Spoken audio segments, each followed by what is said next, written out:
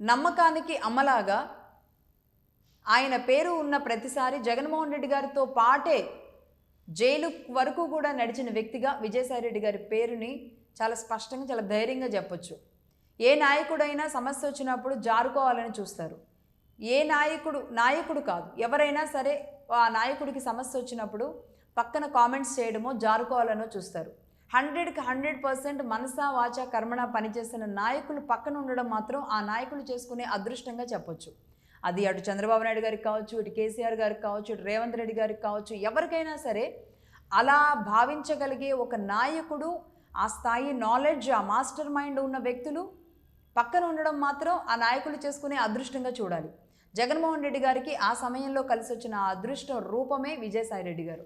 మరి అలాంటి విజయసాయిరెడ్డి గారు ఎన్నికల ముందు, మొన్న 2024 ఎన్నికల ముందు ఎందుకు జగన్మోహన్ రెడ్డి గారికి పార్టీకి దూరం అయ్యారో ఎవరికేం అర్థం కాలేదు.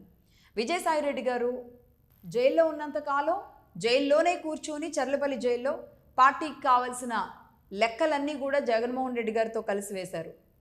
ఆర్థిక బలం, నెక్స్ట్ అడుగు బయటపెట్టిన తర్వాత ఎలా ఉండాలి, ఆర్థికంగా ఎలా సమకూర్చుకోవాలి, తనకున్న వైడ్ నెట్వర్క్ని ఎలా జగన్మోహన్ రెడ్డి గారికి పనిచేసేలాగా చేయాలి, ఇవన్నీ చేసిన విజయసాయిరెడ్డి గారు ఆ తర్వాత బయటకు వచ్చిన తర్వాత కేవలం ఒక ఎంపీగా మాత్రమే మిగిలిపోయారు.